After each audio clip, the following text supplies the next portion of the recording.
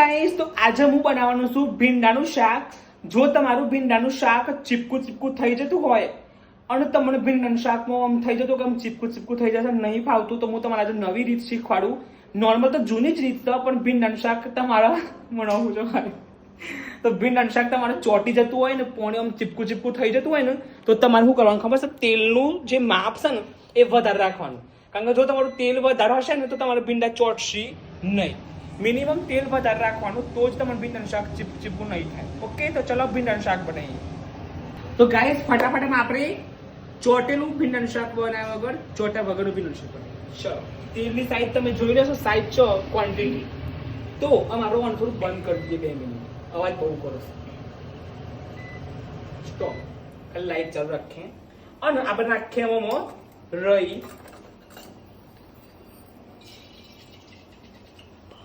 આપણે ફૂટી જાય થોડું જીરું નાખવાનું.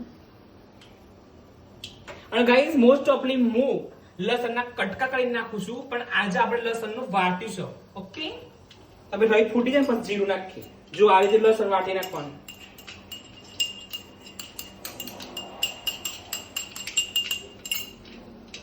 રઈ આ ફૂટો એટલી વાર છે તો સુધી આપણે ફૂટે. ગાઈસ, હું કઈ રોજ તી વખતે બનાવું બધું મજા આવે છે. આવું બધું સિરિયસ થઈને કોઈ દિવસ નહીં રોજવાનું. જો તમે સિરિયસ થઈને રોજશો ને, સ્માઇલ જોડે જ રોજવાનું. નકર સિરિયસમાં ખાવાનું એ બધું સિરિયસ થઈ જાય. અને જેવું અન્ય ઓટકાલ જે કીધું ને ગયેલો નતો કહેતો એવું જ થાય. વિચાર રોજતી વખતે મસ્તીમાં જ રોજવાનું, એટલે જે ખાય ને મસ્તી ખોર થઈ જાય. શું થઈ જાય? મસ્તી ખોર. ચલો, જીરું નાખી દઈએ આપણે. મિનિમાઇઝ જીરું નાખવાનું છે થોડું જ. પછી હિંગ. કાલે કોમેન્ટ આવી હતી તમે હિંગ સારી જગ્યાએ મેં લીધો. હા, ચીમનીનો સારો ઉપયોગ કર્યો છે. પછી લસણ.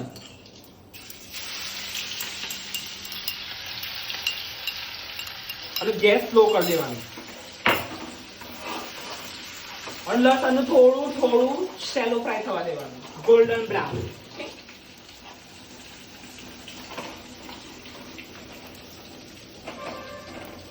અને મારા રીતથી તમે ભીંડાનું શાક બનાવે ને તો જિંદગીમાં યાદ કરશો કે ભીંડાનું શાક જોયું. આ મસ્તી કરવાની, એટલે તમારું ભીંડાનું શાક પોઝિટિવ બને. પોઝિટિવ ભીંડાનું શાક ખાવું હોય તો આ રીતે બનાવવાનું. ચલો, જો હવે આપણે નાખી દઈએ આની અંદર ભીંડા થોડા જતા પાસે.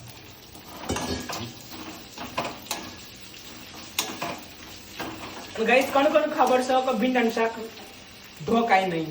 કેજો, ભીંડાનું શાક ઢોકો તો એકદમ પાણી વાળું થઈ જાય અને ચોટું પર ભીંડા. આપણે ખીલેલું ભીંડાનું શાક બનાવવાનું છે, ના તો ચોટેલું. અને ભીંડાની સાઈઝ બતાવો. જુઓ, ભીંડાની સાઈઝ આવડી રાખવાની, એકદમ નાના નહીં મોરવાના. લપડા ભીંડા બને, લપડા. अब हम इसके अंदर डालेंगे. जो શાક તમારું થાય, જો ભીંડા જો આ રીતે થવા દેવાનું. अब મસ્ત છેલ્લું લુક બતાવું છું તમને, પછી ચડી જાવ. ગાઈસ, તમે જોઈ શકો છો શાક થઈ ગયું છે એકદમ સુપર ખુલ્લું. જો આ હું કરે ખબર છે? શાક લઈ અને વાટકીમાં લઈ, આ શાક વાટકીમાં લેવાનું આ રીતે. આપણે ટ્રાય કરીએ કેવું બન્યું છે. અને આમ આપણે દહીં નાખવાનું છે. શું નાખવાનું છે? દહીં.